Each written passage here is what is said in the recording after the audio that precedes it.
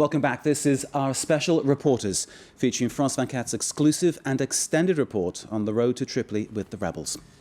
Our reporter Matthieu Mabin was with the men who'd come back to Libya to help overthrow dictator Muammar Gaddafi. We'll speak to Matthieu after the second part of his report. And a warning to you, some of the images that Matthieu captured show the true horror of the conflict. It's 8 p.m. here in the city, and the Libyan capital has partly fallen into the hands of the insurgency. During the day, the city's defences mostly abandoned their posts, and the rebels entered almost without a struggle. On Tripoli's Green Square, they're already celebrating victory. The regime's flags have been replaced by those of the revolution, the old colours of the monarchy.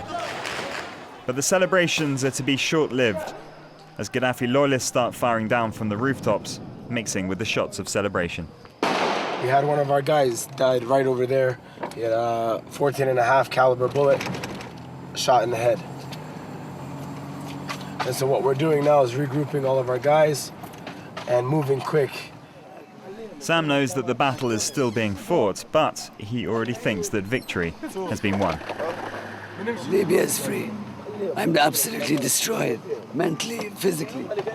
But inside, I'm screaming with joy. Everywhere in the city around him, though, Gaddafi loyalists continue their desperate struggle.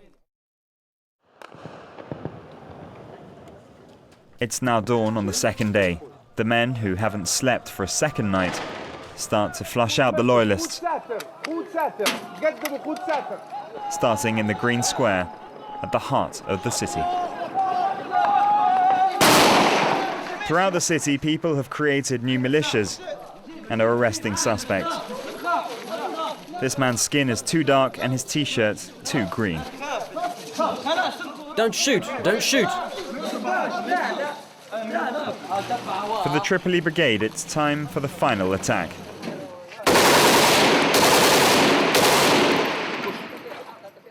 At the end of this street, behind a wall, lies Bab al-Azizia, Muammar Gaddafi's stronghold. The gathered troops have hoisted green flags. Wait! Wait! That's enough, get ready! Mehdi's brought together all the volunteers he can lay hands on for the last battle. Anti-aircraft guns mounted on a truck give the sign to start the assault. Mehdi's been injured in the ankle. Regardless, he enters the undefended Bab al-Azizia mosque. He says he's dreamt of this moment. He takes it as a sign.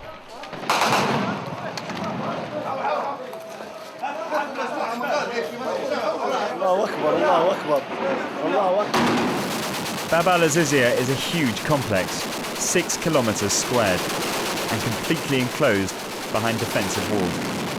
To approach the first wall, you have to cross 200 meters of no man's land. The 20mm guns have been blazing for half an hour without stopping.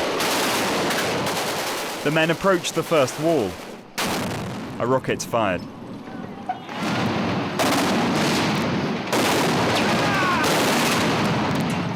Then a deluge of gunfire.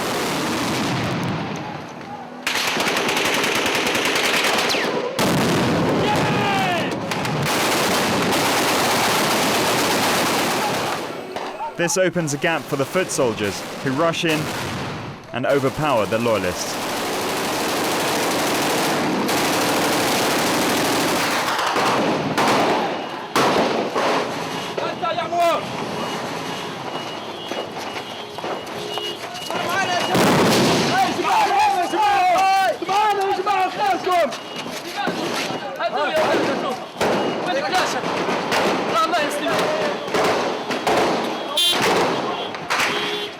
Now the very heart of the regime is only a few meters away.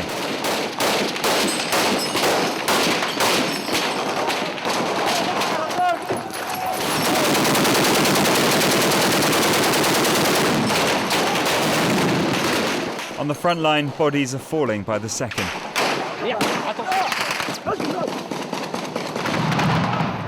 After that, the home straight and the end of their mission.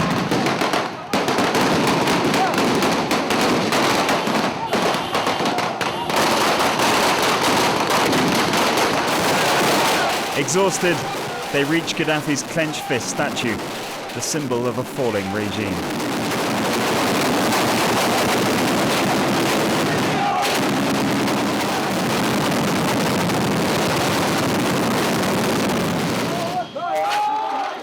As evening falls, the men come to terms with the fact that after 6 months of fighting, it's the end.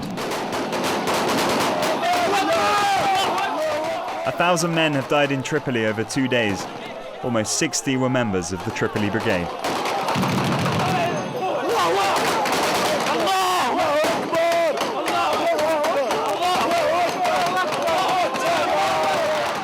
Survivors who served the regime have been arrested, like this domestic servant.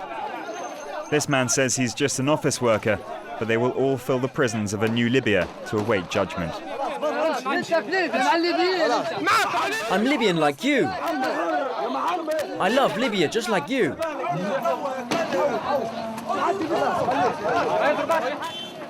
Overnight, the Gaddafi empire crumbles under an epidemic of looting and destruction.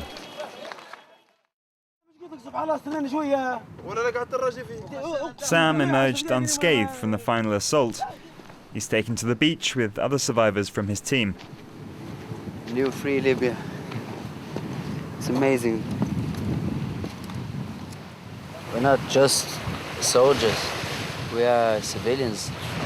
99.9% of us are civilians. I never wanted to fight. I never wanted this to happen. It's been an amazing journey. It's had its ups and its downs, and hopefully when it's finished, we'll look back on all this, and I just want everything to be revealed. Why people like me, why we left to do this great work, this great job, why we felt that the burden was on our shoulders to do it. Some weren't as lucky as Sam.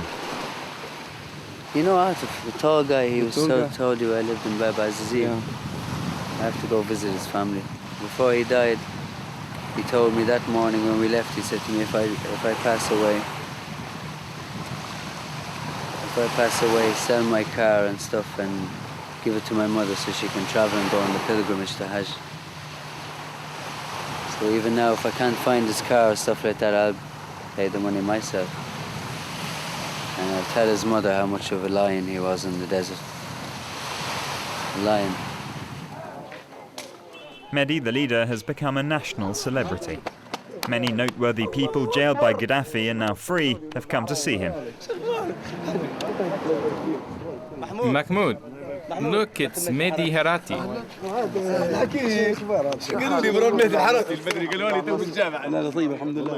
But Mehdi hasn't come here to get compliments. This is to be the first meeting of Libya's rebel leaders, chaired by a man previously unknown to the general public.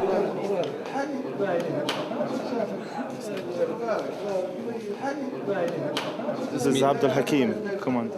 This is the first appearance of Abdel Hakim Belhaj. The CIA believes this camera-shy man is a member of Al-Qaeda. We need to... Don't say anything. Shut up. Plan for the security for the Tripoli. Okay, it's fine. For the first time, Mehdi's no longer free to make remarks. Abdel Hakim Belhaj has been named chief of Tripoli's military council. Mehdi Harati was appointed deputy. Meanwhile, Sam has returned to the road with his team. Why, it's not my time yet. He still has a revolution to finish and a deposed dictator to find. Mehdi's put his combat gear back on. He also plans to take part in the hunt for Gaddafi. It's difficult to say what the future holds for Libya and what role these men will play in the formation of a new government. But on the road to find Gaddafi, one thing is certain. There are still rebel rappers in the Tripoli Brigade.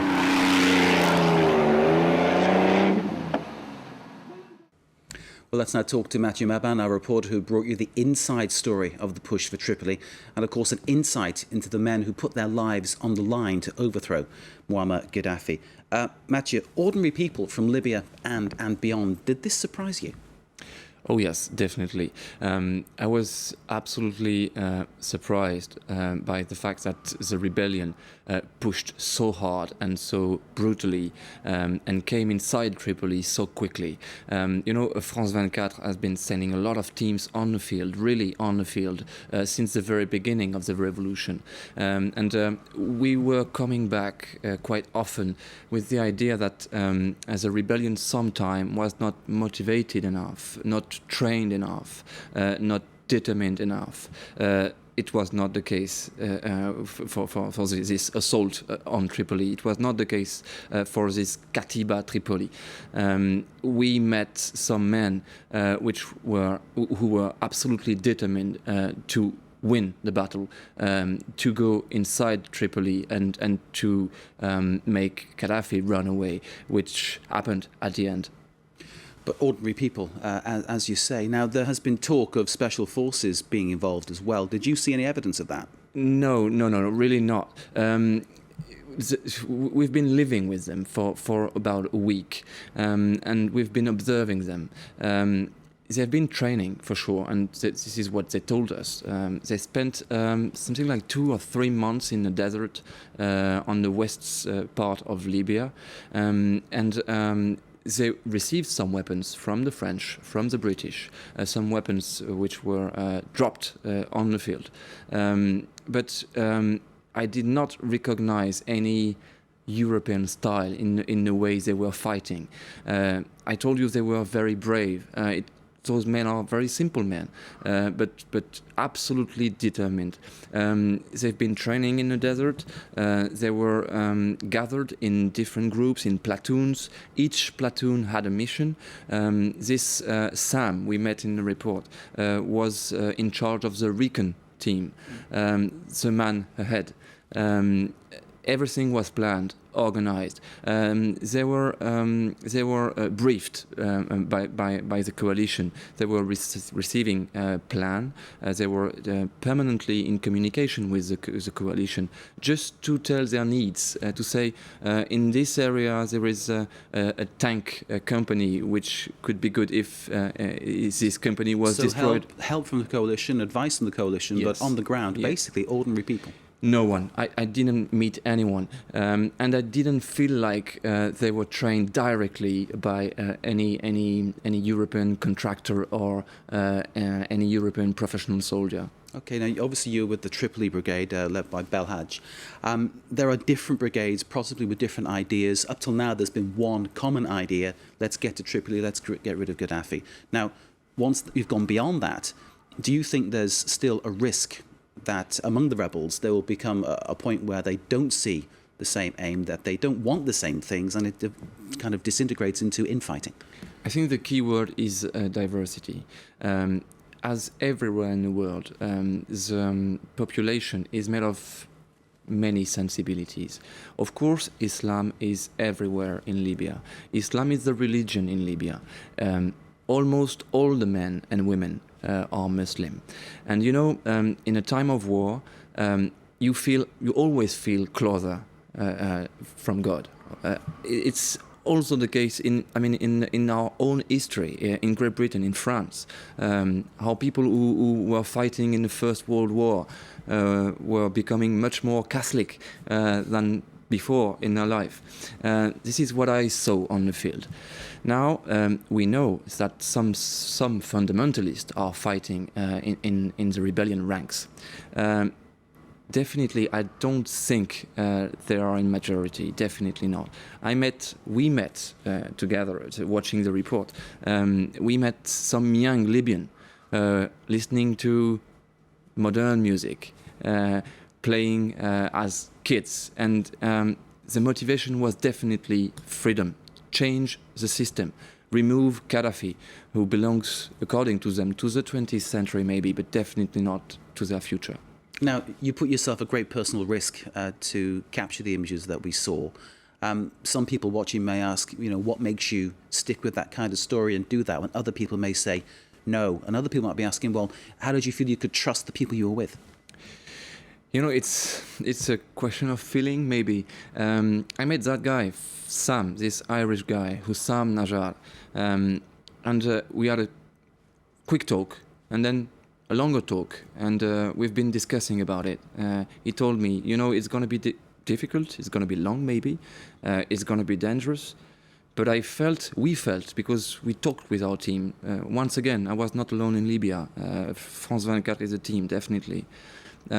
We talked about it, and we thought that it was a part of history of Libya, and a part of history which remains as our own history, maybe French people, but not only. It's also a common history in Europe. The history of the appearance of freedom and democracy. It was a part of history, and we had to be there.